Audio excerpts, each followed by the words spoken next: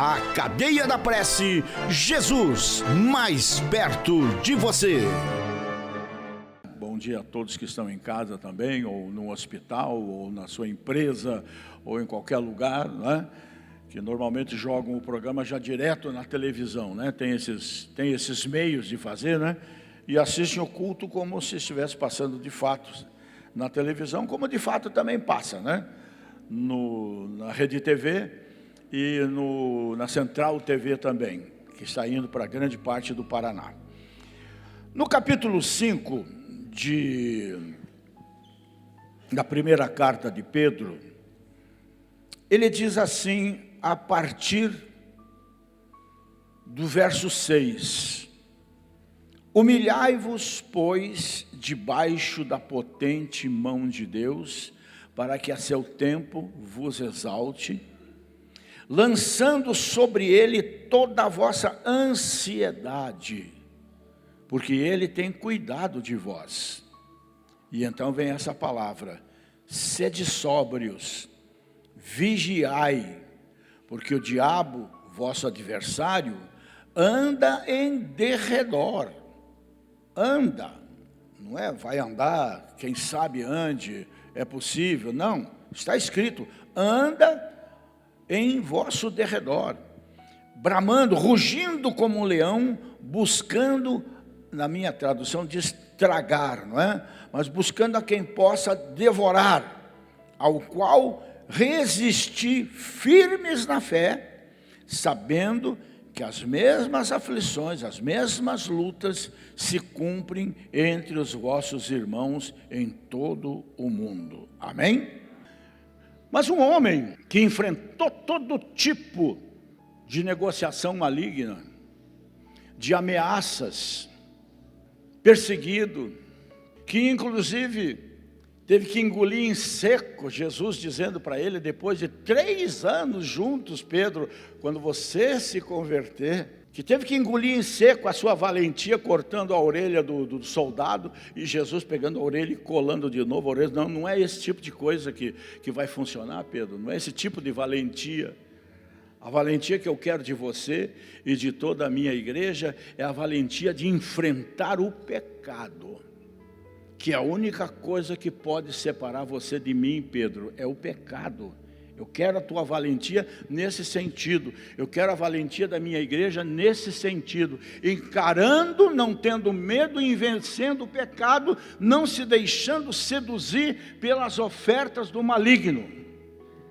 E Pedro é a pessoa mais qualificada para escrever uma frase como esta aqui, um versículo como esse, como nós dizemos: sejam sóbrios, vigiem, não durmam no ponto, não dê oportunidade, não abra brecha. O diabo, que é o vosso adversário, ele não está longe, ele anda à sua volta, e ele se faz de leão, rugindo, porque o medo é o maior inimigo da fé.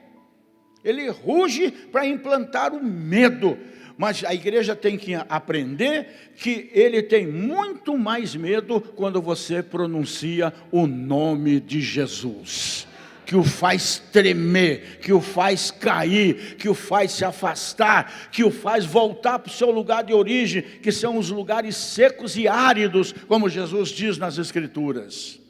Não tenho medo, porque ele tem muito mais medo daquele que está em você. Mas ele trabalha para produzir o medo, como um leão que ruge, procurando alguém que possa destruir, devorar, estraçalhar em todos os sentidos, né? E eu estava lendo essa semana com bastante atenção alguns capítulos aqui, do 7 ao 11 de Êxodo, que foi quando alguém quis negociar com Moisés. Quando viu que não ia poder resistir muito tempo ao Deus de Moisés, que é o nosso Deus, o grande eu sou, Yahvé, a presença, ele tentou negociar. Foram quantas pragas mesmo que foram? Quantas pragas lançadas sobre o Egito? 10. Não foi 9 nem 11, foram 10. O período de tempo, eu confesso que eu consultei dicionários, eu consultei o Google, eu procurei na Bíblia e eu não consegui achar um determinante para o tempo que levou essas 10 pragas sobre o Egito para fazer com que Faraó fosse humilhado, pagasse o preço pelo que fez com o povo de Deus por 400 anos e simplesmente os mandasse embora. Mas não mandasse embora nenhum doente e nenhum pobre, porque todos saíram dali levando muita riqueza. E a Bíblia diz que daqueles 2 milhões de homens, mais mulheres e crianças, portanto era uma cidade 2 vezes maior do que Curitiba inteira, que saiu do Egito, gente, não é? Ninguém dali saiu doente. Nem criança, nem velho, nem ninguém saiu doente. E se tinha alguém doente, naquela noite da Páscoa, que nós vamos comemorar daqui uns 3 domingos, não é? Todos ali foram curados pelo poder de Deus. E ali era um cativeiro terrível, sem liberdade, sem cidadania, sem saúde, comida pouca, trabalho muito, amassando barro com palha, fazendo tijolos, carregando aquilo nas costas. Hoje eu vejo esses documentários da construção das grandes pirâmides e tudo mais, fico imaginando talvez quantos hebreus tiveram que carregar aquilo nas costas, por distâncias consideráveis. Então imagine o tipo de trabalho escravo que era, não é? E infelizmente, muitos hoje estão vivendo mais ou menos assim, e o que é pior, estão dentro da igreja. Estão dentro da igreja, e carregando tijolo nas costas, passando semanas amassando barro com palha. Por quê? Talvez porque só estão na igreja. E não basta vir à igreja para um benzimento, até porque a gente não benze ninguém. A gente pode até ungir para cura e outras coisas, né?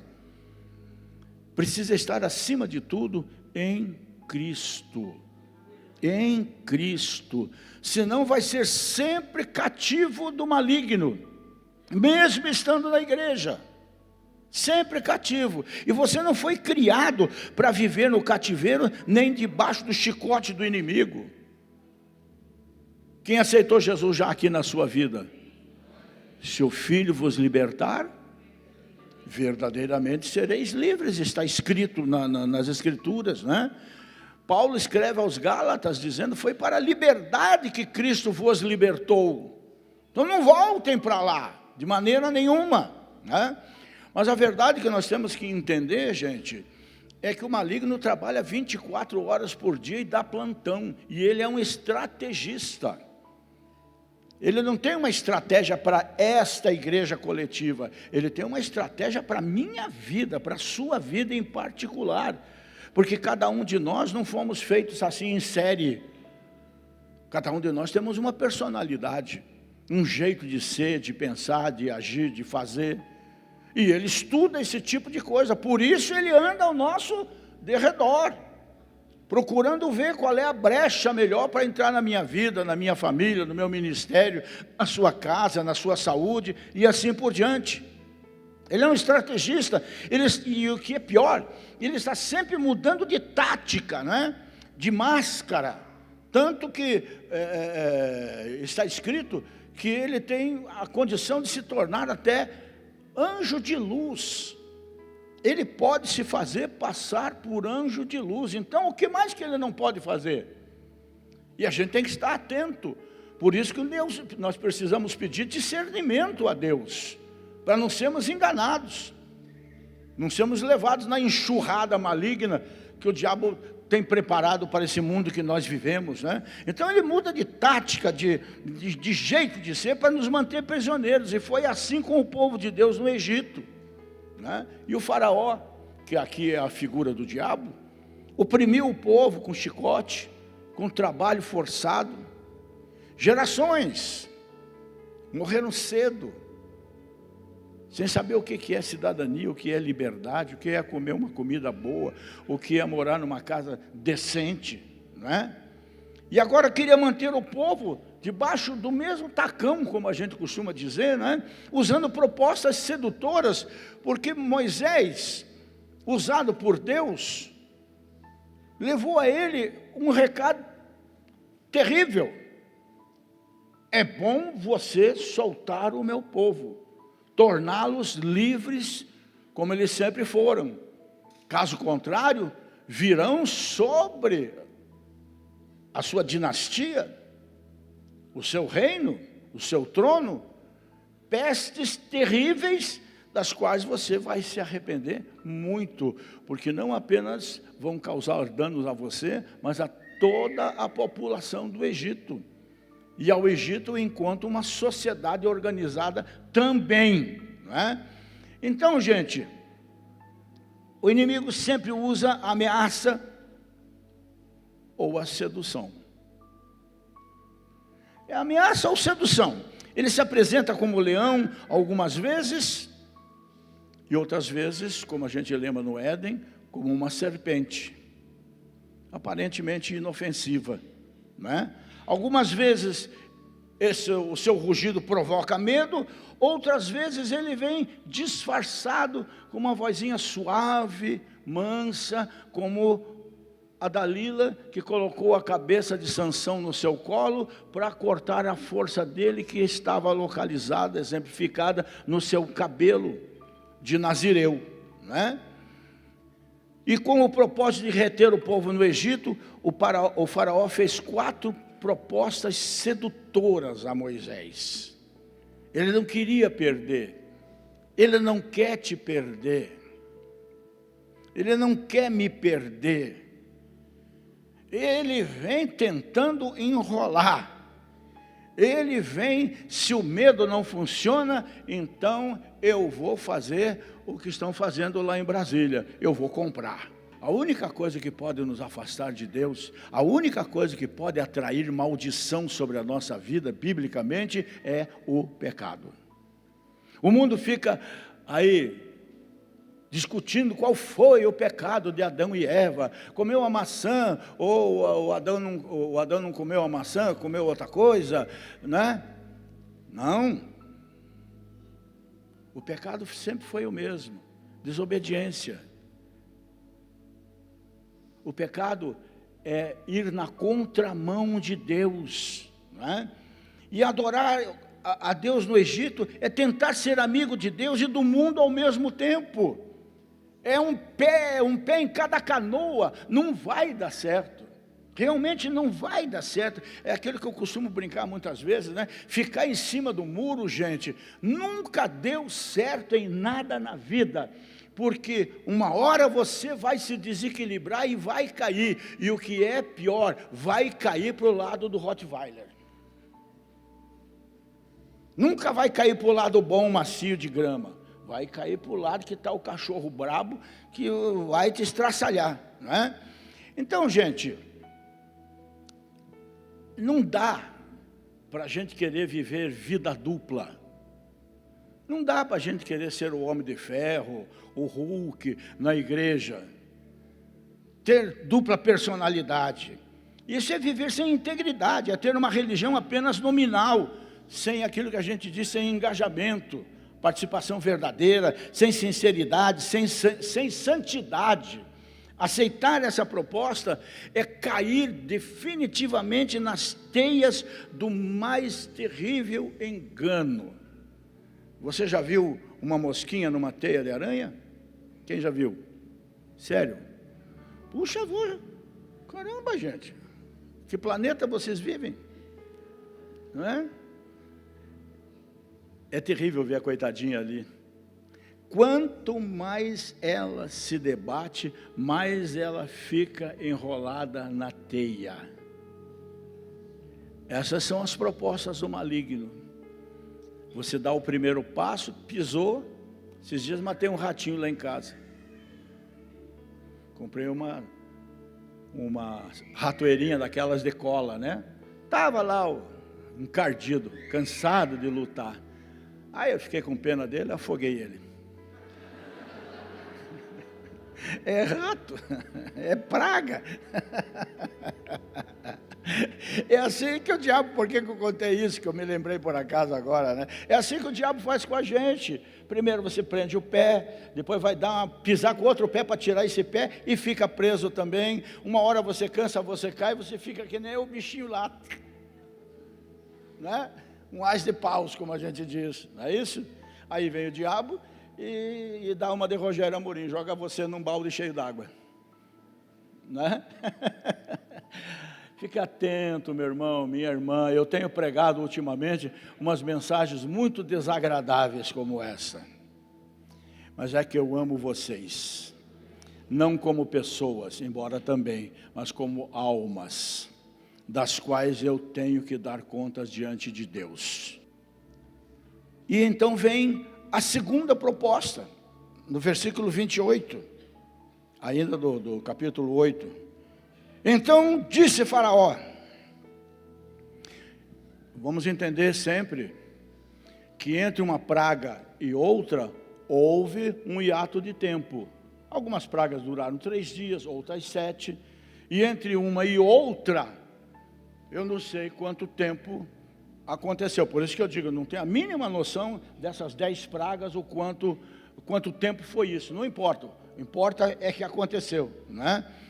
Então o faraó disse para o Moisés, olha, eu vou deixar vocês irem para que sacrifiqueis ao Senhor vosso Deus no deserto, somente indo, não vão longe. E ainda foi cínico de dizer, orai também por mim.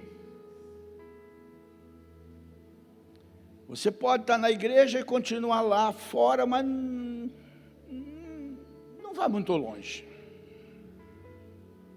Não vá muito longe. Fique próximo do Egito. Seja amigo do Egito. E a segunda cartada do faraó foi propor uma amizade aqui, um relacionamento amistoso entre o Egito e o povo de Deus. É o tal do ecumenismo. Não tem cabimento. Não tem cabimento, como dizia antigamente, né? Não dá para acender uma vela para Deus e outra para o diabo e achar que está tudo certo. Não funciona desse jeito aqui, não é? Então o faraó aqui estava sinalizando que não precisava existir diferença real entre o Egito e o Israel de Deus. Que nós somos um povo atrasado, porque não participamos das coisas que eles participam lá fora, não é? Não é fácil não, gente. A ideia de que a igreja deve amar o mundo ficou meio esquisita, porque assim como Deus, nós devemos amar o pecador, mas jamais o pecado. E a igreja ultimamente tem invertido isso. Está amando mais o pecado do que o pecador. Tanto que estão abrindo igrejas por aí, pregando evangelhos, até muito bonitinhas, as mensagens, mas para quem não tem um mínimo de conhecimento teológico, são absurdos, são heresias, são apostasias realmente, que estão sendo provocadas através desse tipo de pregação, não é? A ideia de que a igreja deve amar o mundo, ser amiga do mundo, conformar-se com o mundo, é muito estranha às escrituras, gente. É um engano pensar que a igreja atrai o mundo para Deus ao imitar o mundo. Vocês já perceberam que as igrejas hoje estão tudo nas trevas, tudo pintada de preto? Alguém veio aqui, um pastor, não sei se ele falou sério ou falou brincando. Ô Rogério, ainda não botou preto aí no altar, nem nada? Porque hoje está acontecendo isso, e inadvertidamente os pastores estão caindo nessa cilada. Ah, mas é por causa das redes sociais e tudo mais. Olha aí o engano. Olha aí o engano. Nós somos o povo da luz. A luz que brilha sobre a nossa vida é a luz do mundo, chamada Jesus Cristo, e não luz negra do falecido, famigerado movimento dos 12 que nós tivemos aí no mundo e que arrebentou com um caminhão de gente aí, né? A igreja está no mundo mas o mundo não pode estar na igreja. Eu sou antigo, eu sou quadrado, eu sou tradicional. Porque a Bíblia antiga é tradicional, é quadrada, no sentido da visão do mundo, né? Assim como o barco está na água, a água não pode estar no barco, gente. Senão o barco afunda. Mais dia, menos dia, o barco afunda. Então, mais uma vez, Moisés firmemente recusa a proposta do faraó. E então vem a terceira proposta, depois da peste nos animais, das úlceras no corpo do povo, né? Da saraiva, as pedras destruindo plantações e tudo mais, vem a terceira proposta, e ele diz assim, no versículo 11 do capítulo 10, Moisés, vamos fazer o seguinte então, vamos conversar, vamos negociar, vamos embora, mas deixem todos os jovens de vocês no Egito. Para uma população de 3 para 4 milhões de pessoas, quantos jovens teria ali? Pelo menos um milhão de jovens. Olha a proposta. Não será assim agora, ide vós os homens, e servi ao Senhor, pois isso é o que pediste. E foram expulsos da presença de Faraó.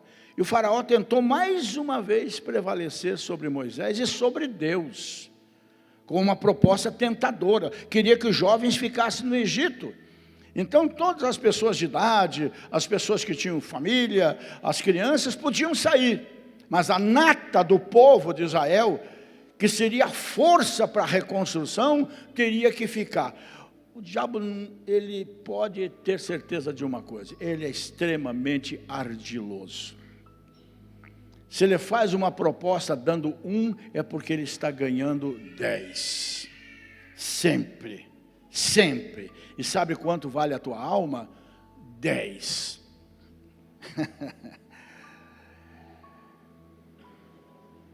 Queria que os jovens ficassem no Egito. Dizia ele que eles não deveriam enfrentar os rigores do deserto para adorar a Deus, mas permanecer na terra das pirâmides, entre os deuses daquele panteão de deuses estranhos, tudo com cabeça de bicho, corpo de homem, ou vice-versa, não é? No meio de muitas divindades, queriam que os jovens hebreus ali adorassem a Deus. Ou seja, o faraó estava propondo de que o lugar de os jovens experimentar a vida é nos prazeres do Egito. Que o lugar de moço e moça, de adolescente, aproveitar a vida, é no mundo, é na droga, é no sexo, é no álcool. É em tudo isso que a internet está oferecendo hoje, que é uma coisa bárbara, o que está acontecendo através da internet, né? Mas Moisés, está escrito, não cedeu à sua pressão. O lugar dos jovens usufruir o melhor da sua vida não é no Egito, não é no pecado, mas é na presença de Deus, onde há liberdade verdadeira, onde há saúde em todos os sentidos.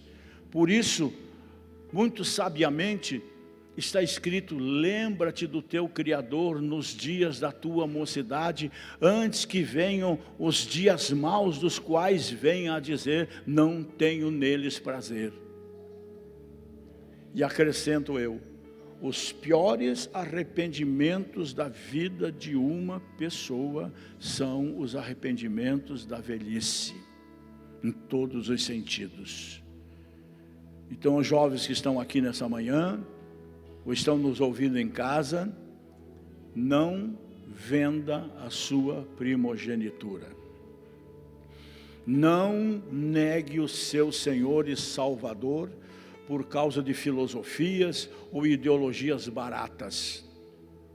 Porque nesse país está comprovado há 500 anos que enquanto se é jovem, se é comunista, mas quando se casa, torna-se democrata.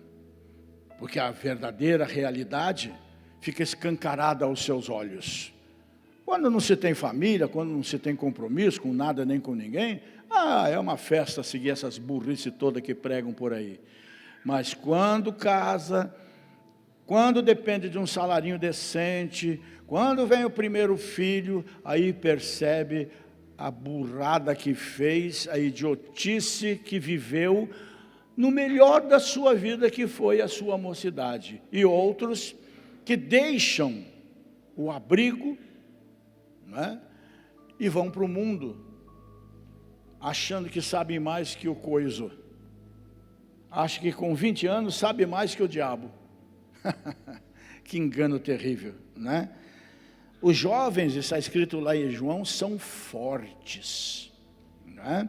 Eles podem, por isso, mais do que nunca, vencer o maligno. Eles podem ser padrão dos fiéis na palavra, no procedimento, no amor, na fé e na pureza, como Paulo escreveu ao seu jovem filho na fé, Timóteo. Não só pode, como devem. Tem que ter personalidade. E então vem a quarta proposta de Faraó, né? Então mandou Moisés e disse: ide, servi ao Senhor, somente fiquem os vossos rebanhos. Vocês podem ir tudo embora.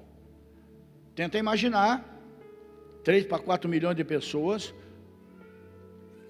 que pouca comida tinham, então tinham suas cabras, suas ovelhas e tudo mais. Tenta imaginar o tamanho, somando tudo, desse rebanho. E o faraó diz para eles: tá bom, vamos servir o seu Deus, mas os rebanhos ficam, as vacas, os bois, fica tudo. Mas vamos com vocês os pequeninos também. Vou abrir mão dos seus jovens, dos seus pequeninos, mas o rebanho fica. Ou seja, o faraó aplica a sua última cartada. Já que não conseguiu reter o povo de Deus no Egito, então ele agora quer administrar os seus bens, ficar com tudo. 400 anos de uma pobre economia, mas que junta significava muito para o Egito, né? E a proposta do faraó é que nós podemos servir a Deus ao mesmo tempo que o nosso dinheiro serve ao Egito. Mas isso é um engano. Onde está o nosso tesouro, aí está o nosso coração, é o que a Bíblia diz. Se o nosso dinheiro não estiver a serviço da família, se o nosso dinheiro não estiver a serviço de Deus, né, nós também não estaremos. Tudo que somos e temos é de Deus, e deve sempre estar a seu serviço. A Cadeia da Prece, Jesus mais perto de você.